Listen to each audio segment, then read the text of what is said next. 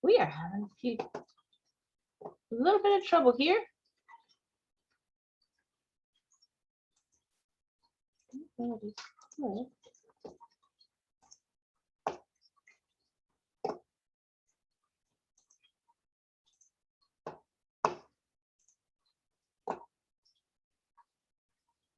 Suzanne? Well, that was fun, everybody. We just had a little bit of a technology glitch that made both of us kind of freeze up a little bit. Suzanne is back, and we're back for take 2 of the Courageous Conversation today, where we're going to talk about finding the courage to live well. This has been so much fun to explore this week and to talk with other people. I am just checking right now. Yay! Facebook says we're live. So that's wonderful news. Yay!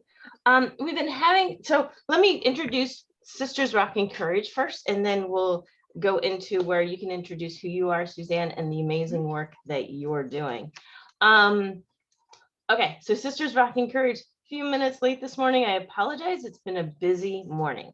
Sisters Rocking Courage is growing, and we're in the process of really getting ready to launch these new accountability groups that are no fee. The only reason we're doing it is to bring women together, because you're going to hear us talk about this. It's something women have been asking for, and we are just so much stronger together. Suzanne's going to be talking about why that works from the perspective of our internal and as trauma survivors too. She's a licensed, I won't tell you too much, she's a licensed psychologist. So Sisters Rocking Courage, what we do is we work with trauma survivors to really fast track you to become entrepreneurs. In as little as an hour, we figure out who your perfect fit client is. We also figure out what your courageous mission statement is that brings you to chills, tears, or goosebumps. It really is that quick. Please, if you're interested in learning more about Sisters Rocking Courage or this new free program that we're launching, it's going to meet twice a month for 3 months. It's going to be people from so far, we've got people from California to Switzerland, probably Germany and the UK also. So please, this is really a group that is just women pouring into each other, sharing our ideas, our expertise, and our encouragement. So I'm a little excited about that because I didn't even say I am Barbara Bolton Schreiber. And so now I'm going to hand it over to you, Suzanne. Do please tell us a little bit about yourself and what we're going to be talking about today. Sure. Well, first of all, Barbara, I want to thank you for having me on. This is a topic that I'm so passionate about, and I so appreciate you inviting me to come and join your Courageous Conversation. So thank you for that. As Barbara said, I am a licensed therapist. I'm also a mom, a wife, a sister, a friend, a school counselor, a writer, an entrepreneur. Yeah, I kind of dig my hand in all kinds of things. And I just last year added transformational coach to my plethora of things that I do to help women reach their potential and live the best that they can live. So I look forward to chatting with you about that. Fantastic. Yes. Yeah. And so some of what we were talking about a little bit ago was this whole concept of living well. And you've been working with women. So what I'm sharing with you isn't a surprise. So we all think that we got this. We know how to live well. And then we start talking about it. Go ahead. Yeah, what I find is that we can all say the right things to say, right? We all know that we need to get sleep, we need to eat well, we need to exercise. But it really comes down to it. What really causes us to pause is the little voice inside us that says, not for you, Suzanne. No, that's for someone else. That's for Barbara. Barbara can do that, but you can't do that. And so that causes us to really step back and evaluate whether it is for us and whether we can really accomplish it. And we get stuck in the thoughts. Mm-hmm. And when we get stuck in the thoughts, we get paralyzed, and we have that freeze response that we've felt so many times, or we get angry and we shame ourselves in that. Mm-hmm. And so what I talk about with women is how to reframe those thoughts and to be paying attention to those things that give us the clues of that we're making the rules and that we can change the rules. Yeah. So, Yeah. so one of the things that I say is if we say, I should be doing this, that should word is really a real good key indicator that, should I? And who's telling me I should be doing that? And, when we really look at it, when we look in the mirror, the person that's doing that is the person we're looking at, and the reflection in the mirror of that. And the beauty of that is that we can change it. We can. And that's the beauty of women coming together, because we see the best part. My favorite partner with should is can't. Yeah. So I was commenting about how, it's been a couple of years where I've been thinking about losing weight, and I'm working with somebody to try to do that. So it starts with like, I should lose weight, but at the same time, well, I just can't, because now, with menopause, it's just expected that this is what my life is going to look like. And so it's interesting, because when we get around other women call us out on those thoughts, even if we haven't said it, and they reflect back to us that you can. I don't think there's anything that we can't do. Absolutely. And, we are stronger together. That is what I say on my page. That is part of the reason why I started Living Well with Suzanne Rodgers page, is because women are on there supporting each other, giving each other the encouragement to be able to do it. Because part of really what helps us move forward is the celebration and the accountability partners that we have. So this last year, you talk about weight, this October marks a year when I decided that I was going to get healthier and lose weight. And I've been able to maintain 30-pound weight loss for myself. Get out those pom poms. For myself on that one. I'm like, that was not an easy feat. But, even as a therapist, and, again, you can say, well, I tell people all the time what you need to do. But when it comes to your own personal self, I needed a coach for myself to kind of point out, where are my pitfalls? Where is the self-sabotaging that was happening, and the excuse making that was happening that you talk about? We say, I'm in a stage of life where this is just the body that I'm going to have. I've heard that so many times from women, or I don't have time, I have kids and work and things, and I don't have time to work out. I don't have time to meal plan. The thing is we make time for what we find important, and we have to start finding ourselves important, Well, and I'll go back to, especially as trauma survivors, we spend our time in our head doing it by ourselves. And so we can tell ourselves whatever we want. Yeah. And when you come in group, you will find somebody who is just like you. So you'll find somebody who will say, well, this is what I did. And when we see that somebody else did something, all of a sudden we're like, oh, that is for me then too. Yeah, it makes it. And, we talk about, I'm reading the book, The Big Leap, and it talks about how when you do that, when somebody breaks the glass ceiling for you, then it gives you permission to go there, right? Yeah. Isn't that beautiful? So that's exactly what you were just talking about. Like when we see somebody else accomplish it, then, and we can look at them and we can be in their energy, then that gives us permission to be like, oh, I can do that. Okay.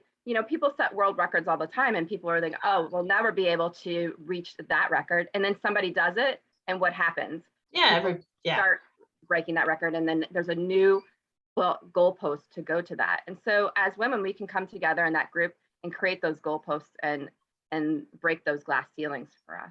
Yeah, it's that famous story about the 4-minute mile. Like humans couldn't do it. And then like the next week, I think 3 other people did it. Exactly. That's exactly. Yeah. And so there's 2 sides of it too, because when we're encouraging each other, so you have somebody in front of you that you can see did it, like this is the path that they did. And then you have people behind you and beside you with those silver pom-poms who are loaning us their energy and their belief in us. One of the things as trauma survivors, and this is going to give me goosebumps, one of the things as trauma survivors is holding space, that we know what the other people are capable of, what our sisters are capable of, until they get strong enough to believe it for themselves. I had people that did that for me, and I am so grateful for them. Yes, I mean, that is huge, right? And so, and not only holding space for us, but the other part of it that I would add to that is we start have as trauma survivors, it's really hard for us to let go of things. We hold on to things and we hold on to old Oh, ideals, um, old visions, old memories. And what happens is that makes it too clouded for anything new to come in.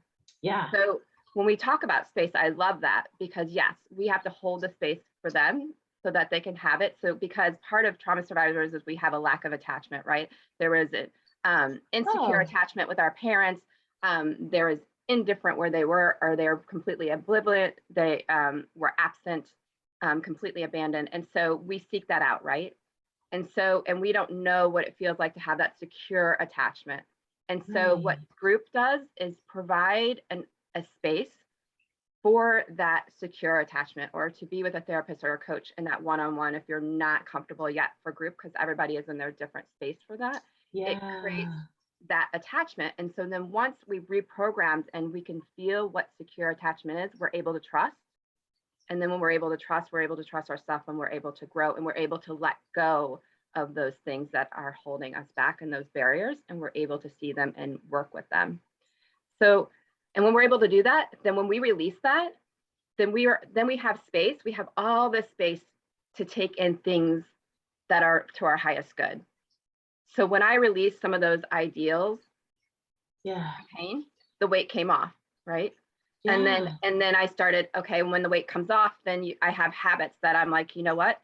Now I was never a morning person. Now you will, people who grew up with me, my husband doesn't even believe it. I'm getting up at 5:30. I'm out in the dark, you guys, people. I'm like out there meditating in the dark. My neighbors think I'm crazy. But you know, it's with the energy of there's nothing like it. I've been told for years, Suzanne, get out there at 5:30 in the morning. And there's nothing, because the energy is still, Yeah. and you haven't gotten all the energy from the world yet is up, Hmm. and your meditation and your intuition and your creativity is going to be so much clearer, and it's true. And so these little habits build to big habits, and then you have the space to be where you want to be and the confidence to do it. Absolutely. So one point I just want to say is living well doesn't necessarily mean you have to be up at 5:30 in the morning for those of Of you course watching. it doesn't. No. But I can relate. I have a friend that we used to walk at 5:30 in the, yeah, 5:45 in the morning. We weren't quite that Mhm, early. And they live on the water. So just mhm. being in that, and especially for trauma survivors, I recently learned that nature is an energy Yeah. source for us. So I never realized it because I'd go for walks with people and I would always put my arms wide out and say, isn't this Mhm. just a gorgeous day? Yeah. And I'd be the only one doing that. Mhm. Okay, You're like, what? well, Yeah, and you fills know, my soul. exactly. And then that's the beauty of working with someone, is that it caters to you. So when I work with clients, it is different for everybody. When they come to me, when they come to my space, I don't have a set agenda. I'm in that space with you, working with you where you're at. So, and it is different for everybody. And that is what has worked for me. And the beauty of that is that we can talk, and then it's going to change. Things are going Mhm. to change, and you're going to evolve, and you're going to want different things. Yeah, I am out in nature. I'm barefoot. I'm doing my walking meditation. I'm saying Yeah. I'm taking the energy of the trees in when you talk about nature. And that has been such a big part of what I'm doing now, being grounding, meditating, mind, body, and soul, that I've created my own women's retreat that a year from Yeah. now, that I'm going to be doing. And it's encompassing all of that, where we're going to be refreshing our mind, calming our body, and uplifting our soul through different presentations, through yoga, through Zumba, through swimming, through hiking. I have people talking about mindset, and I'm talking about your vision, creating your vision, moving forward, having your word. And so it's going to be all encompassing and really energizing and ready for that new year that is to come. And it's going to be a lot of fun. We're going to be in our jammies. We're going to have the biggest slumber party ever, and it's going to be great. And it's going to be exactly what people have been looking for, something to look forward to. Oh, absolutely. And it's just interesting. Again, I keep talking about us coming together, but Yeah. when you do it in nature, when you change your, we call the behavior stops. When you change your behavior and change your environment, it's amazing what flows through you, the inspiration that comes just from being around other ideas, thoughts, and energies. So yeah, that sounds like a fantastic retreat. Yeah. It's true. As women, we're just so ready to get together. I wanted to just touch base. Leslie is with us this morning from the UK, and Elka just joined us from Germany also. And I think there's a couple Amazing. others. If you have questions, please do put them in the chats, and we will get to them. Suzanne, I want to go back because I've been doing a lot of work in healing my trauma. And you said something that hit a note and brought tears. Whew, and I didn't expect that on this call today. So you said that as trauma survivors, we have lack of attachment. And I always took that in as I had commitment issues.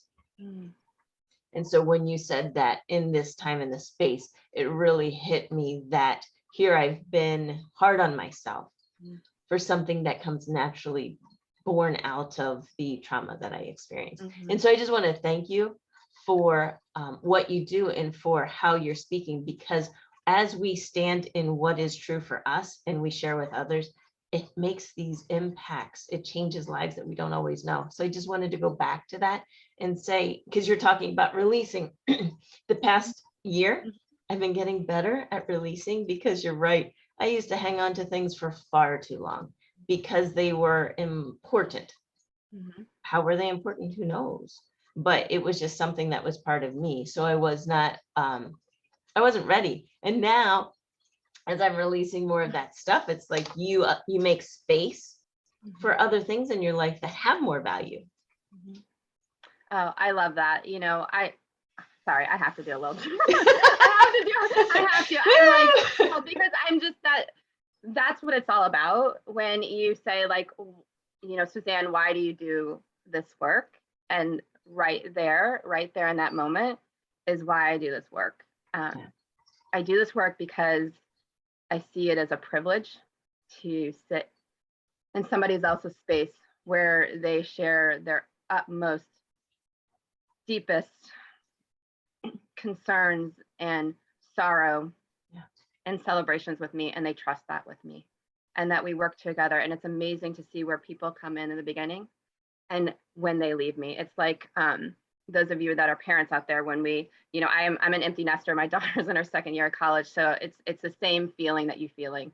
It's, you know, you have your client and you see them grow, and you go, and then you say, you know what, there's going to be a day that you're going to leave me, and it's going to pain me, but I want you to. That is my goal. And I said, I will never leave you, but there'll be a day where you'll be like, you know what, Suzanne, it's time to go. And I've learned all I've needed to learn. And that's what we hope for our children. That's why I hope for my daughter, you know, when she went off to college. And that is as the beauty of it, is as we continue to build those things, and I play a small part in that, it just fills my soul. And the other part of that is that I will never ask a client to do anything that I haven't done myself. I've worked with therapists, with coaches. I've done very extensive work. I've had my own things that I have worked through, and I feel like that has helped me be able to be in that space that you talk about, you know, to be able to recognize when shame is coming to the surface and meet it with unconditional love. Yeah. Well, it's interesting when you talk about empty nester, that just hit me differently today too. We are so far off script. This is funny. So there's an empty nester part of this where we can empty nest those parts of our life that we can say goodbye to too, right? Not that you say goodbye to your children. I'm not saying that. We just step into a different relationship with our children. We can step into a different relationship with what we've held on to, with what we've loved, cared, and dare we say nurtured? Some of these girl nurtured it way too long. Yeah. And for the detriment of me. Right. Yeah. Oh my goodness. So we have another 20 minutes that we can talk, but I can't wait till we get to the end for the 3 tips, because are there 3 tips for how we can like stop nurturing old things and start nurturing new? Yes. So yeah. You go ahead. Okay. So I went ahead. So I made myself a little note because I wanted to make sure that, you know, because I get going and then I forget things that are really important to me. And the really thing that I really wanted to go with those tips that I had was, first of all, we need to envision it, because if we don't envision it, then we don't know where we're going.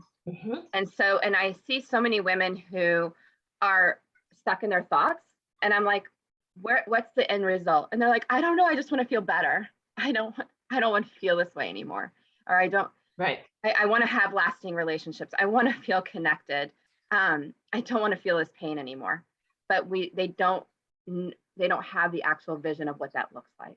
Sure. So part of it is really creating what you want it to be, and then look at it and see it. And then the other part is to execute it. And so I say that we need to then create small action steps, lead to big change, and leads to the vision that we're at. So I think a lot of times is, as women, we get so overwhelmed. I'm like, I'll never get to the end result. And I said, oh, but can you do this for me? Can we just start with breathing? I'm going to teach you how to breathe, because we all breathe up here. Our upper chest, right? We breathe in our upper chest. We're disconnected from our mind and body. I said, where do you feel it in the body?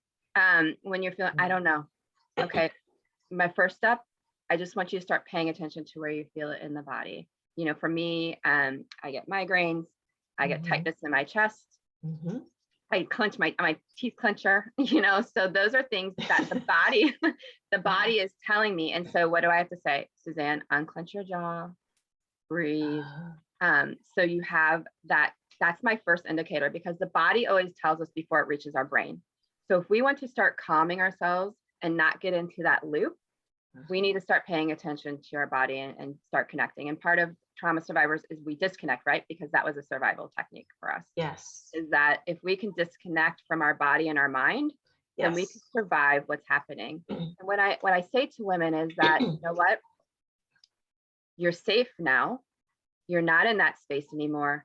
And I'm going to give you some strategies on how to be able to let that go. But I don't ask anyone to let go any coping mechanism, maladaptive or not, until I've replaced it with something that is more healthy for them, because that keeps them going. And that's the reason why they're here. Right. And that is amazing. Well, and their coping mechanisms are their superpowers.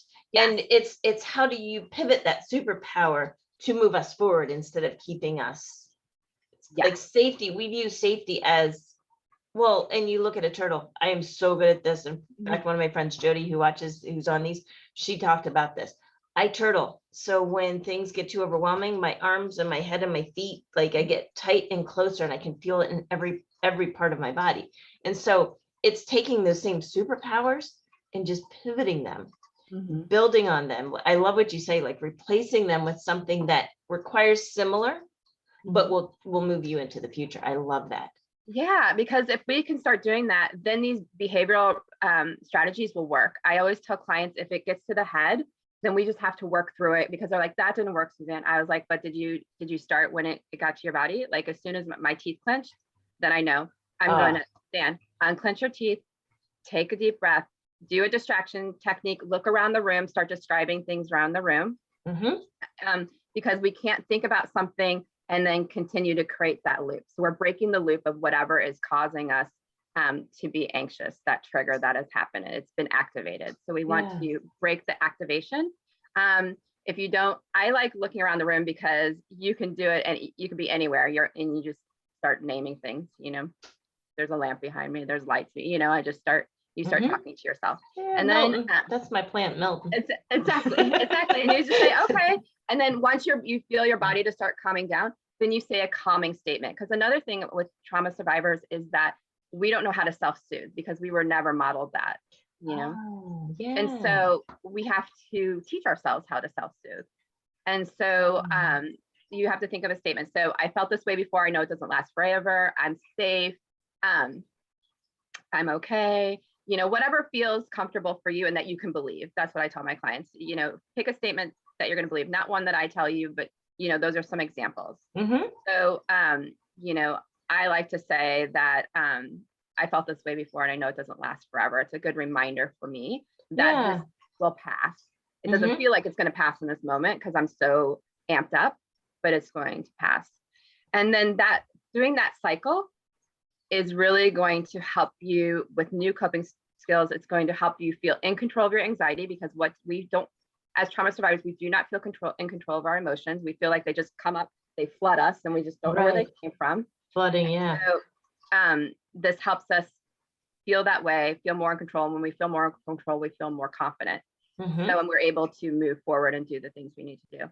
And the other aspect of that, so I feel like we need to envision, like I said, envision where it is, have those small action steps, have things to calm us when things come up, have strategies in place. And remember, you can talk to Barbara, you can talk to myself in finding those different strategies that work for you. And the other thing is to share. And that is the beauty of having a coach, having a therapist, is to share. So, you know, I put things out there, and I always say, I'm going to read this quote because my friend gave this to me, and it helps me too. So It says, to do brave things, you don't have to be hugely brave. You only have to be a little bit braver than you are scared. So, and that's from A Handful of Stars by Cynthia Lord.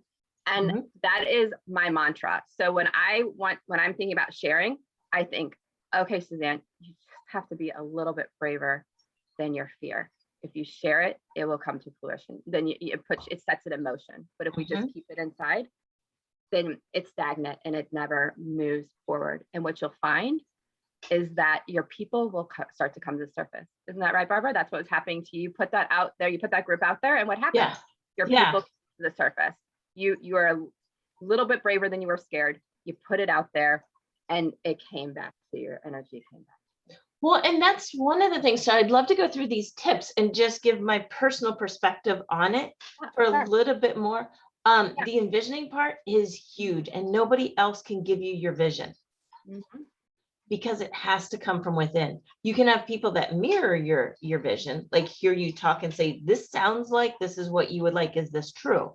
But that piece you have to claim for yourself. And I know one of the challenges with us as trauma survivors is we're afraid sometimes to put it out there. So we do it one of two ways. So we're afraid that somebody knows more than we do. Like they know better, they're smarter, and they can tell me what it should be. Or we are afraid to put it out there for fear that it's going to be put down. That's just been my experience. And so we do it one of two ways. We either run out and tell everybody or we tell nobody. And so there's a piece of that to find one or two confidants that believe in you, that can hold that space. And those are the people you share it with. One of the things I hear most from the women that I'm working with is they try to tell their friends and family because they want that support. But our friends and family are in our life for who we have been. They're not in our life for who we're going to become. So the fun part of that is when you have your one or two people who believe in you, that's not to say your friends and family don't believe in you. It's just that they need you to be the person that you've been for the past 10, 20, 30 years. So being very selective with who you share. Once you know what your vision is, who you share that with. Okay, what was your second point? Or did I go into your second point? Well, my second one is execute. So once you have the vision, then you execute it. And then through execution, you share. So they kind of all intertwine. They do. And so that execution piece, start surrounding yourself with people like you. Because as trauma survivors, we expect people to not be supportive, even though we want it so much that we then tell people who aren't going to support, which then creates that cycle of, see, this is hard. I knew it was going to be hard. This isn't going to work for me. And that's where the shoulds and the can'ts come in. And then your celebration. Oh, go ahead, Suzanne. No, go ahead. Finish your thought. I was just going to say then onto the celebration piece is magical. Because for those of us that have gone through childhood trauma, we have our adverse childhood experience scores out of 10. And so for that, our memories, our trauma feelings and memories, I talk about, we feel stronger and deeper than our counterparts. And those memories are in us at the cellular level. So when you get out your pom-poms, that celebration piece really helps to put this positive energy and memories. It helps to move out some of the old ones from the cellular level that we don't even realize are there. So that was just, and again, I'm not a psychologist. We are not giving you any psychology advice here. We're just talking about this from a human perspective of what we've learned from our experiences. So take it away, Suzanne. Yeah, and I would say, and if you're wanting that deeper, reach out to myself or another therapist that specializes in that unresolved childhood trauma, and they will be able to move that. And the other thing that I wanted to talk about is that some of this is not even ours, it's our generational trauma. You just talked about that it's in our cells. So I think I want to breathe some life into that. Like some of this we inherit. And the beauty of that is the more work that we do, we change the trajectory for our children, for generations to come, to be more healthier and to change what they have to experience and what they have to hold space onto.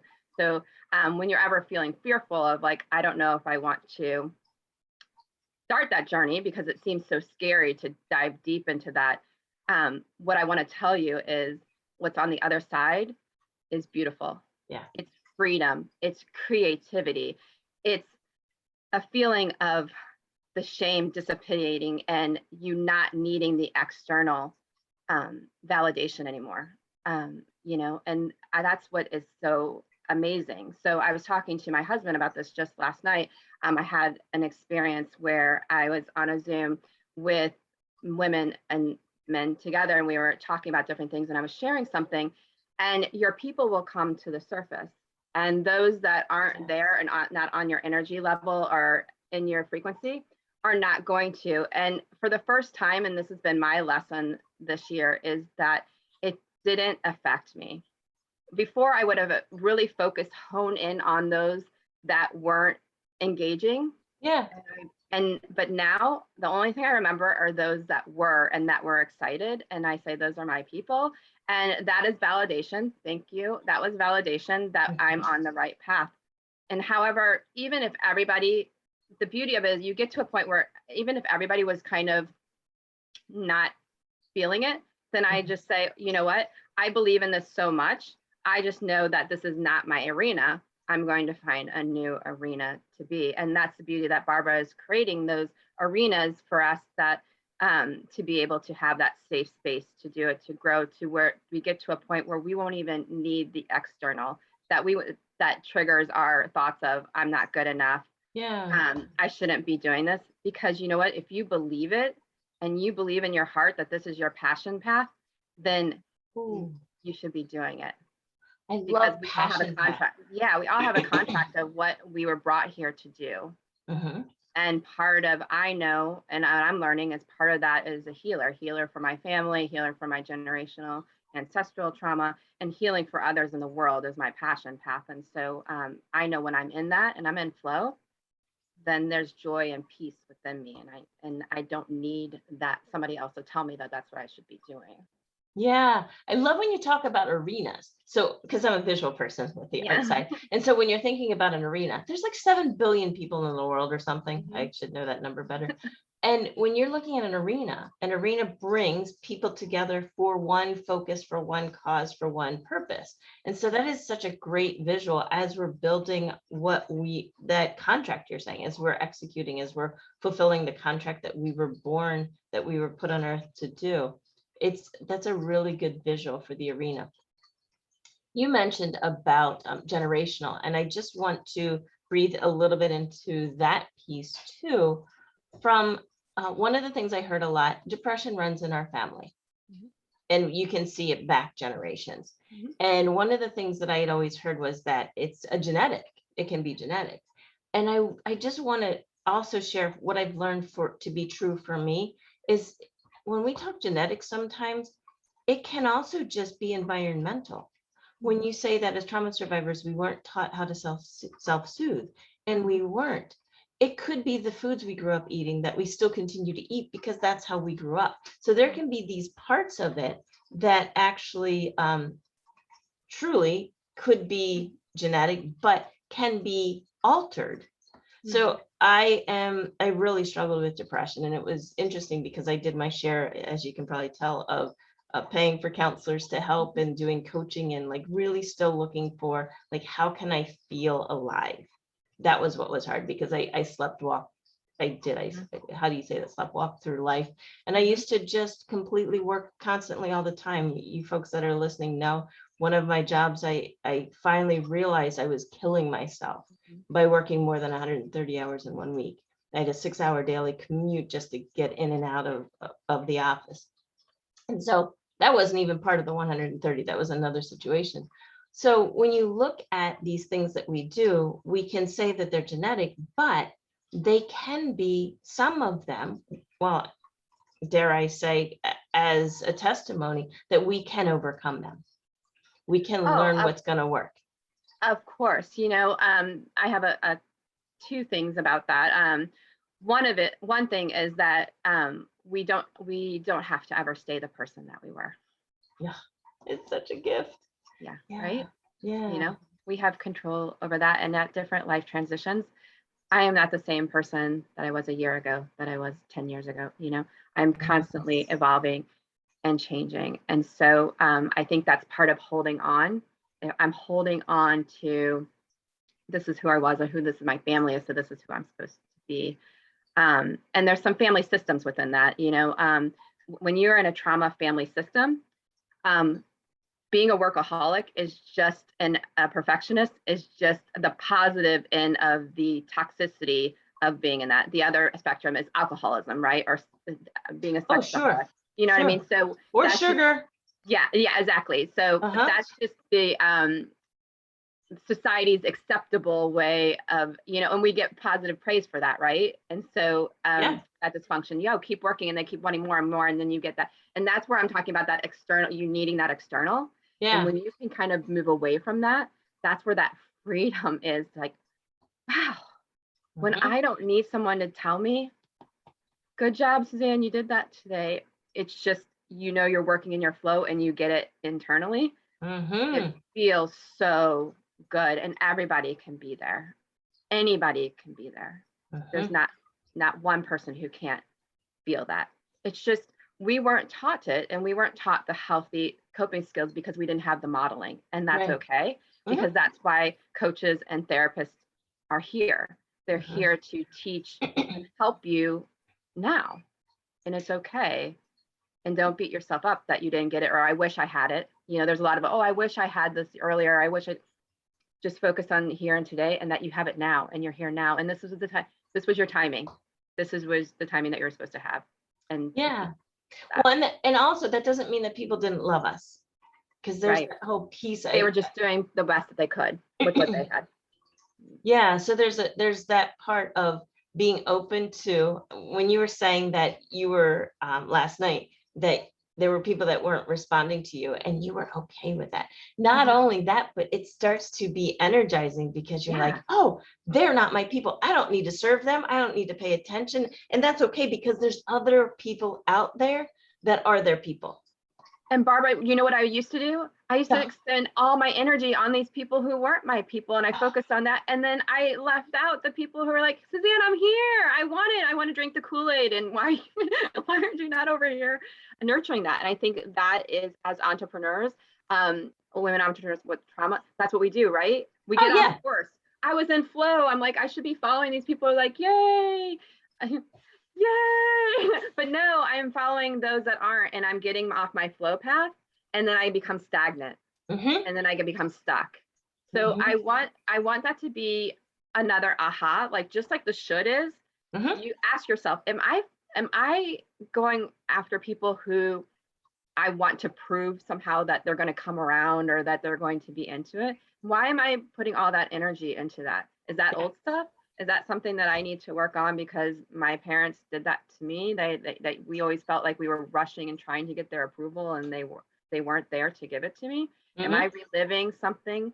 And the beauty of that is through therapy and through that work, you can heal that, so that you can eventually, I've done a lot of work, I can get to that place where I don't have to follow. And that feels so good. It feels so good to recognize, oh, that's why I was talking to my husband about, a beautiful thing.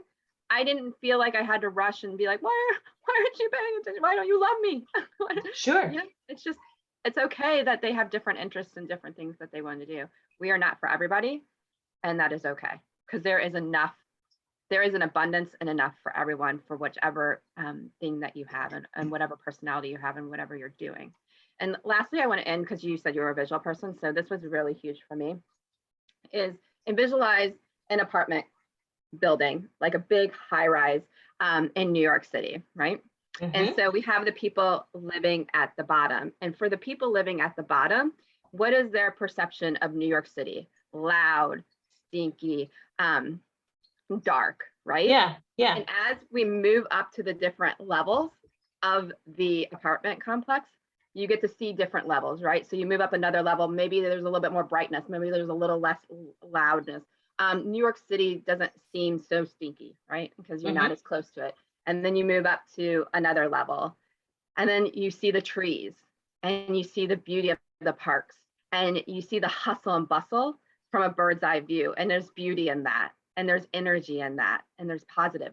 And then you get to the penthouse. There's a reason why people want the penthouse, right? Why it costs the most, right? Because it's the best view, it's the best energy, it's the closest to beauty. And from their view, New York City is quiet and amazing and beautiful, right? And the more it's, our life is based on, where are you in that apartment complex? Where is your perception of life, and where are you allowing it to be? Are you allowing yourself to up level and to move to those beautiful spaces and to see the world as you want to see it? Or are you staying at that bottom level where you started life? You don't have to stay there. You don't have to stay in that dark, stinky, loud place. You can create your own penthouse. It is all within your reach. I believe in you, and you can do it. That's amazing, Suzanne. And that just feels like a natural ending point. We didn't cover anything. I did want to tell people about my freebie that they can have. And yes, please do. Offer. So we offer. So we will we will schedule another courageous conversation, but this one was just fantastic. So please do let them know what your freebie is, and sure. We'll also be putting links below. Go ahead. That was beautiful. I love that visualization of getting to the penthouse. Thank you. Thank you. Thank you. I'm glad you enjoyed that. It was really impactful for me, and it's a vision that I think about when I get stuck in places. So if you are wanting 101 ways to self-nurture yourself, you're like, Suzanne, I don't even know how to get started. I need some ideas. Girl, I got 101 of them for you. So that is my freebie, and it comes with a calendar at the end. And I just say, pick one, put it on your calendar and do it, because again, small steps lead to big changes. So if you want that, you can email me at Suzanne@SuzanneRodgers.com, and I will email that to you. And you know what the other thing is if you want my freebie and you reach out to me and get it, each person that does that will get their name put in for a drawing, and I will draw one name, and I will do a 30-minute power session with you for free. So if you have a barrier or something that you're wanting to work on, if you're saying, Suzanne, you know what, I'm feeling stuck and I just don't know how to get started, or I'm feeling that I have some coping skills that are maladaptive, and can you teach me a few to get started? I'd be happy to do that. So I'm offering that to you. That's awesome. And Suzanne is a member of not a member, she's part of the Sisters Rocking Courage community. So if you also want more access to her, you can do that too. On your website, you're going, or definitely in your Facebook group, you have information about your retreat also. Yes. So if you are wanting that, when you email me, say more information, please, and I will be, and then join my business page, Living Well with Suzanne Rodgers, and you will get periodic information with that. But get on my email list too if you're wanting more with that, and I'll be sending out ways to save your spot. We're going to be doing that soon, because there's only there's 30 spots available, but I've already had 12 people commit before I've even put it out. So that's awesome. So don't wait, because that will fill up quickly. Yes. Well, and that's what we're finding, because these resources are so limited. So Leslie is on from the UK. Elka is on from Germany. They're both saying well done and thank you. Thank you. This has been a fantastic conversation. These conversations are really taking off so we're adding Tuesdays now. So on Tuesday, I will be speaking with Rhoda Omija, and And she was born in Liberia and now lives in the States. She's in Texas, I know. So she and I met through Clubhouse, and as a relationship coach, she really, there's so many things. She has a 4-year-old daughter, her husband, and then they are also guardians for 3 older girls too. So she's just a fascinating person to talk to, and she's going to be telling us about the courage that she's had. So do follow Suzanne, join Sisters Rocking Courage, go to her website, and like, really, we're just here for you ladies. Anything that we can do, reach out to us. This is such a giving and safe community, and we just want the best for you. So thank you so much, Suzanne. I'll give you another tip that one of our other sisters, Jody, says, when these get loaded on YouTube, you can watch them on double time. So if you are a busy person, you can still get all the goodies in half the time. And then we are also, in the near future, these will be put into a podcast format. So you'll be able to listen to them while you're sitting outside meditating at 5:30 in the morning under the stars. I'm telling you. Good stuff. This has been fantastic. But Suzanne, I will have you back again so we can go through the other questions. This has been amazing. Thank you so much for sharing the morning with us. All right. You too. Bye. Bye.